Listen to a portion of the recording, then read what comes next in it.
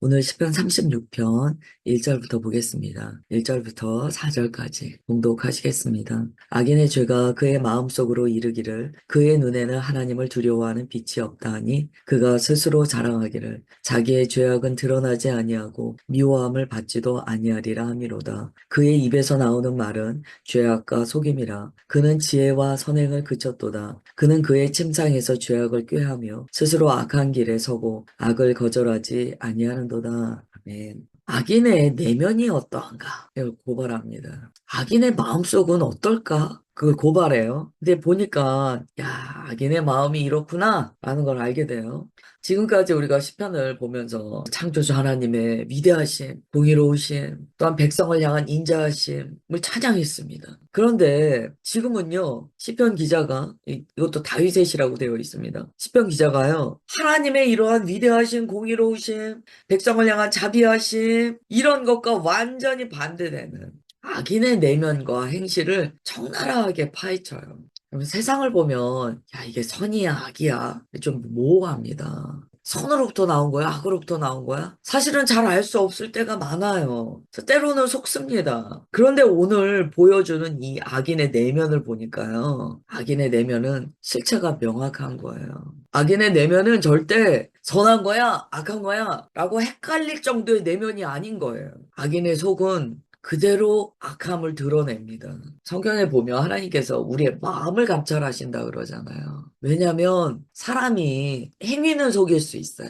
행실은 속일 수 있어요. 마음은 못 속인다는 거예요. 그러니까 주님께서 우리의 마음을 보신다고 하거든요. 악인의 마음은 선과 악이 애매하지 않습니다. 악한 자는 악한 것을 생각하고 마음에 품고 있어요. 1절을 다시 한번 보시면 마음속에 이렇게 말해요. 나 하나님 두렵지 않아. 그런데 좀 재밌게 표현합니다. 악인의 죄가 말하고 있다. 죄가 뭐라고 말합니까? 나는 하나님을 두려워하지 않아. 즉 악인 안에는 죄가 있는데요. 그 죄가 악인에게 말하는 거예요. 야, 하나님이 뭐가 무서워? 하나님을 왜 무서워해? 하나님을 무서워할 필요 없어. 그렇게 얘기한다는 거야.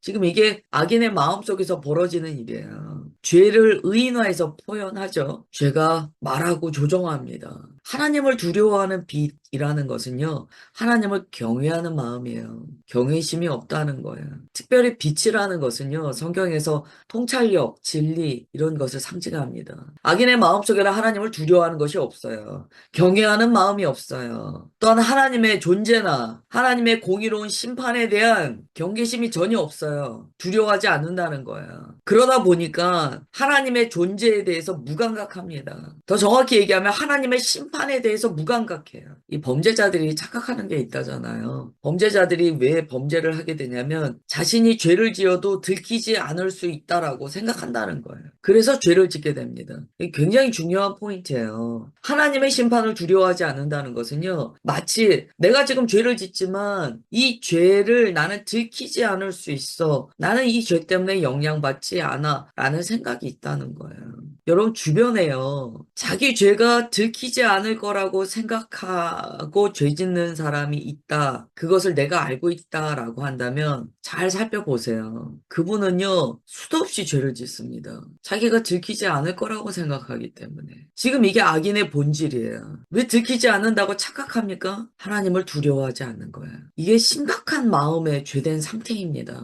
2절에 그 내용이 나와요. 심지어 그가 자랑합니다. 내 죄악은 드러나지 않아. 나는 미움을 받지도 않아. 이게 악인의 마음의 상태예요. 그래서 어떤 죄를 지은 다음에도 자기 죄에 대해서 회개하지도 못하고 인정하지도 못해요. 그 마음에는 뭐가 있냐면 이 죄가 들킨 것이 너무 화나는 거예요. 이게 악인의 마음의 상태예요. 2절에 보시면 그가 자랑한다고 이야기합니다. 악인은 마음속에서 자기가 죄 지으면서도 나는 안 걸려. 내 죄는 사람들한테 미움받지도 않아. 그렇게 마음에 은근히 자랑하고 교만하는 마음이 있다는 거예요. 이걸 우리는 자기 기만이라고 합니다. 악인의 마음 안에는 자기 기만이 있어요. 스스로 자기를 속이며 기만합니다. 여러분 이게 굉장히 무서운 대목이에요. 자기 마음을 봐야 돼요. 만약에 내가 어떤 죄를 지을 때 이거 안 들켜 괜찮아. 이것 때문에 문제 안 생겨. 이것 때문에 사람들이 날 미워할 리가 없어. 그런 마음이 있다면 지금 시편에서 말하는 딱 그 상태예요. 36편에서 말하는 악인의 마음의 상태예요. 그래서 이 악인들은요, 죄를 저지르면서도 그것이 드러나도 내가 심판받지 않는다. 사람들한테 미움받지 않는다. 라고 자기 기만의 상태에 빠져 있습니다. 그래서 죄의식이나 죄책감이 없어요. 그러니까 그 죄에 대한 감각이 없어요. 굉장히 마음이 교활합니다. 자신의 악행을 완벽하게 숨길 수 있다고 믿는 오만함이 있어요. 하나님의 전지전능하신가 공의로운 심판을 철저하게 무시합니다. 이런 마음이 있으면 그 사람은요, 죄를 훨씬 더 계속 지을 수밖에 없어요. 이런 경우에 진정한 회개의 기회를 상실하게 됩니다. 이게 악인의 마음 상태예요. 이게 얼마나 무섭습니까? 여러분, 뭔가 문제가 생겼을 때요, 그것에 대해서 정말 회개하는 사람은요, 이런 마음을 갖지 않아요. 이런 마음과 회개가 공존할 수 없어요. 악인의 마음 속에서 죄는요, 악인을 지배하고 있어요. 1절에서 이야기한 것처럼 악인에게 계속 이야기합니다. 하나님이 뭐가 무서워? 하나님이 뭐가 두려워? 야, 너가 얼마나 똑똑하니? 야, 네가 이 정도 하는 게 뭐가 문제니? 죄가 계속 이야기한다는 거예요. 그래서 악인은요, 자기가 자기 스스로에게 속는 자기 기만의 상태에 빠집니다. 이게 벌거벗은 임금님 이야기예요. 벌거벗은 임금님 보세요. 자기가 옷을 제대로 갖춰 입지 않고 그 벌거숭이의 상태로 있는 것을 자기가 모르지 않잖아요.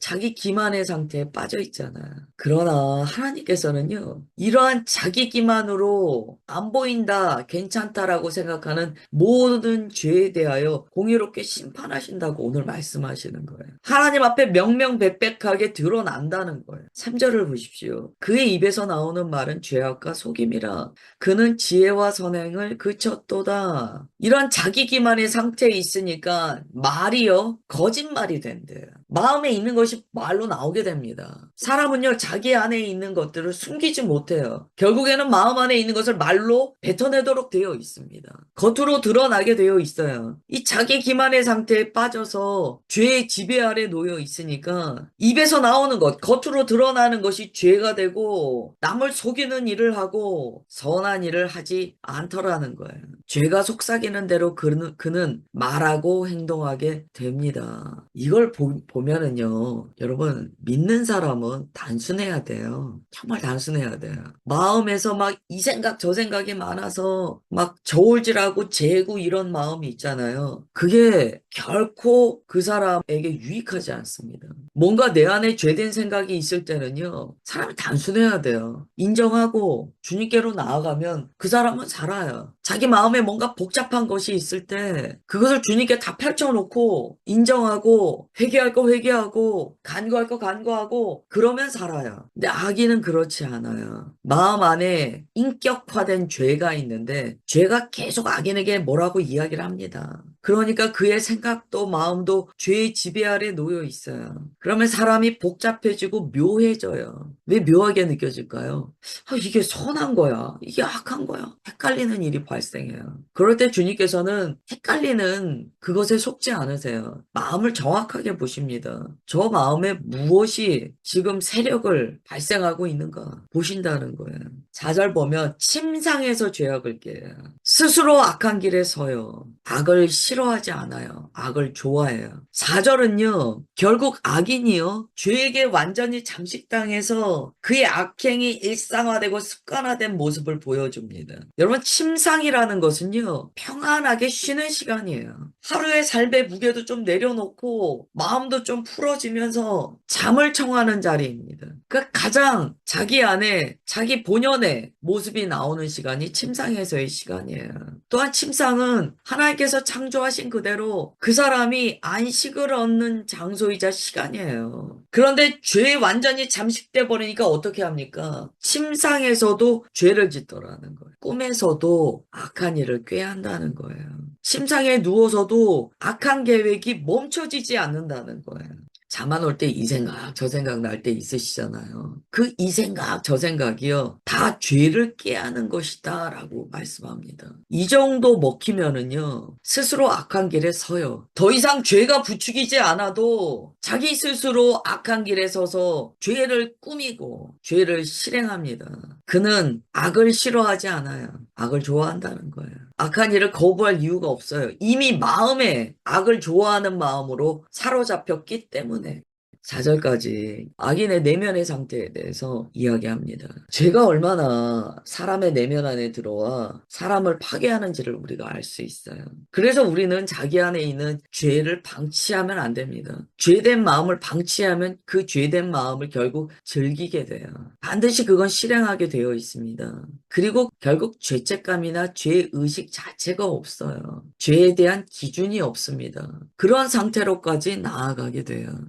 5절부터 9절 보겠습니다. 여호와여 주의 인자하심이 하늘에 있고 주의 진실하심이 공중에 사무쳤으며 주의 의는 하나님의 산들과 같고 주의 심판은 큰 바다와 같으니이다. 여호와여 주는 사람과 짐승을 구하여 주시나이다. 하나님이여 주의 인자하심이 어찌 그리 보배로우신지요. 사람들이 주의 날개 그늘 아래에 피하나이다. 그들이 주의 집에 있는 살진 것으로 풍족할 것이라. 주께서 주의 복락의 강물을 마시게 하시리이다. 진실로 생명의 원천이 주께 있사오니 주의 빛 안에서 우리가 빛을 보리이다. 아멘. 이제 악인의 어둠과 극명하게 대조되는 하나님의 무한하고 풍성하신 선하심, 하나님의 놀라운 속성들을 이야기합니다. 하나님만이 우리의 참된 피난처이시고 생명의 근원이시다 라고 선언해요. 우리는 주님 안에서만 참된 빛을 볼 수 있다 라고 이야기해요. 시편 36편은요 선과 악의 경계가 얼마나 명확한가를 보여줘요.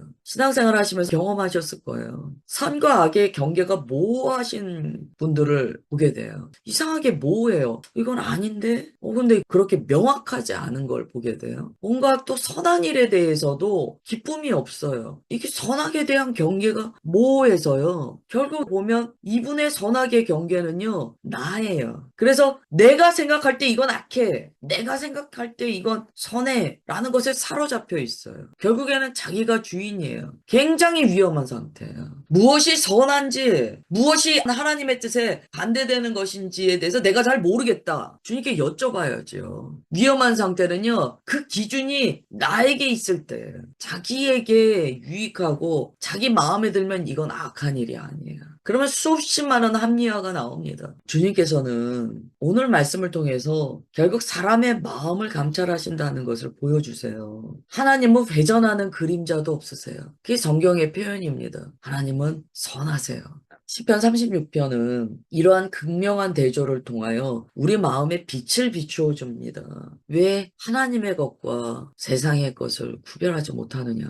그 기준이 왜 우리가 볼 때는 애매한가에 대한 화두를 던지세요. 5절에 보시면 하나님의 인자하심, 이 헤세드죠. 헤세드가 하늘에 있어요. 주의 성실하심은 공중에 사무쳤어요.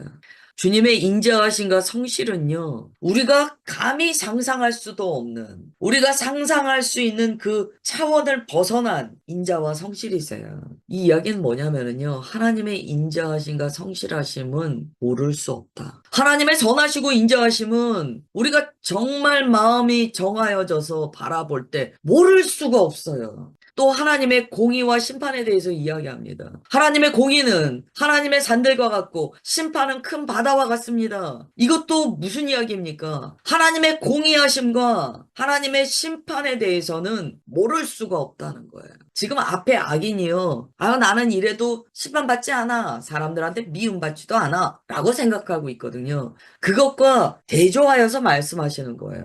어떻게 하나님의 공의하심과 심판이 자기 기만으로 감춰질 수 있느냐? 그것은 우리가 표현할 수조차 없이 크고 명확하다. 완전하다. 이것은 내가 없다, 아니다 라고 한다고 감춰질 수 있는 게 아니다. 더군다나 하나님께서요. 사람과 짐승을 구원하신대요. 짐승을 구원하신다는 걸 보십시오. 사람뿐만이 아니고 다른 생명에도 하나님의 이러한 속성의 은혜가 감추어지지 않고 드러나 있다는 거야. 그러니 사람 외에 다른 정말 작은 사슴 하나만 봐도 우리는 하나님의 구원하심을 깨달을 수밖에 없다는 거야.